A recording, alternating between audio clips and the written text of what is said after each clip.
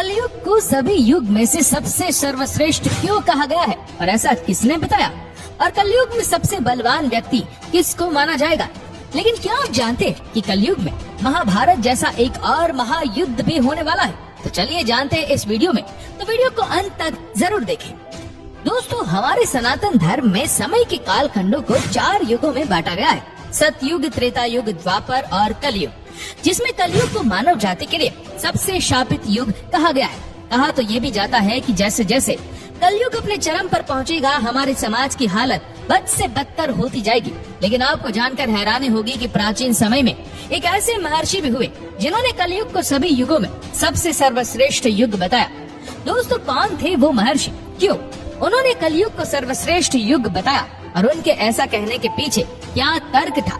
तो दोस्तों, यहाँ सबसे पहले तो आप ये जान लीजिए कि हम जिस महर्षि की बात कर रहे हैं उनका नाम है महर्षि वेदव्यास।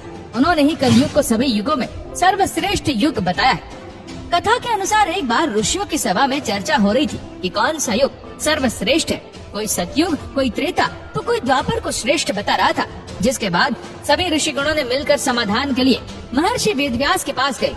जब सभी ऋषिगण महर्षि वेदव्यास की कुटिया के समीप पहुँचे तो उन्होंने देखा कि महर्षि व्यास जी गंगा में डुबकी लगाकर ध्यान कर रहे।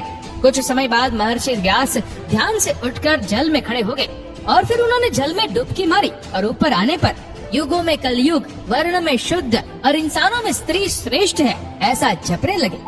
महर्षि को ऐसा करते हुए देख यहाँ ऋषिगण कुछ समझ पाते उससे पहले ही व्यास जी फिर डुबकी मारते और ऊपर आकर कहने लगे, शुद्ध तुम श्रेष्ठ हो और तुम ही धन्य हो। अब सभी ऋषिगण एक दूसरे की तरफ आश्चर्य से देखने लगे और महर्षि व्यास के इस व्यवहार पर आश्चर्यचकित होकर आपस में बात करते हुए कहने लगे कि अब तक तो हम लोगों ने सुना था कि युगों में कलयुग श्रापित युग है और जातियों में ब्राह्मण ही श्रेष्ठ है, तो फिर व्यास जी ये कौन सा मंत्र जाप रहे?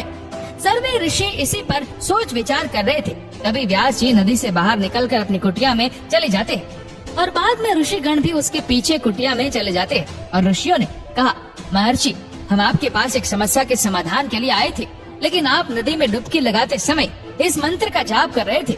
उस मंत्र ने हम सभी को आश्चर्य में डाल दिया है कि आखिर कलयुग सभी युगों में श्रेष्ठ कैसे हुआ? कृपया करके आप इसका जवाब दे। ऋषियों की बात सुनकर व्यास जी ने कहा, हे ऋषिगण, इसमें असमंजस की बात क्या है? मैंने जो भी कहा सत्य कहा। मनुष्य को जो फल सतयुग में 10 वर्ष तक कठोर जप तप करने से मिलता है, वही फल मनुष्य को त्रेता में 1 वर्ष में, द्वापर में 1 महीने और कलयुग में 1 दिन में प्राप्त हो जाएगा। इसी तरह जो फल सतयुग में त्याग, त्रेता में यज्ञ, द्वापर में देवार्चन से प्राप्त होता है, वही फल कलयुग में मनुष्य प्रभु के भक्ति और कीर्तन मात्र से प्राप्त कर लेगा। दरअसल कलयुग को ये वरदान प्राप्त है कि कलयुग में केवल श्री हरि का नाम जपने मात्र से जीव का कल्याण सुनिश्चित है। उसे मुक्ति के लिए अन्य किसी भी साधन की आवश्यकता नहीं है। इसी वजह से मैंने कलयुग को श्रेष्ठ कहा। इतना सुनने के बाद सभी ऋषिगण आगे वेदव्यास जी से कहते, महर्षि, आपने नदी में दूसरी डुबकी लगाते कहा था कि कलयुग में शुद्ध श्रेष्ठ है। आखिर ये संभव कैसे है? समाज का सबसे निम्न वर्ण श्रेष्ठ कैसे हो सकता है? इस पर वेदव्यास जी कहते, पहले ब्राह्मणों को ब्रह्मचर्य का पालन करना होता था, जिसके बाद वे अनुशासन एवं धर्म की मर्यादा में रहते हुए वेद शास्त्रों एवं मंत्रों का अध्ययन करते थे और इसके बाद ही वे अन्य वर्णों को मार्गदर्शन के लिए उन्हें धर्म ज्ञान देते थे। इस तरह से प्रत्येक ब्राह्मण अपने कर्तव्य का निर्वहन करते हुए उच्च पद को प्राप्त होते थे। लेकिन कलयुग में ब्राह्मणों में ये सभी गुण देखने को नहीं मिलेगा, इसीलिए वे सभी उच्च पद को प्राप्त नहीं होंगे। लेकिन शुद्ध में पहले से ही ब्रह्मचर्य और शास्त्रों के अध्ययन का नियम लागू नहीं होता आ रहा है। इसीलिए कलयुग में जो शुद्ध होंगे वे अपनी सेवा भाव के बल पर उच्च पद को अर्जित कर लेंगे। इसीलिए मैंने शुद्ध को कलयुग में सभी मनुष्यों में श्रेष्ठ कहा।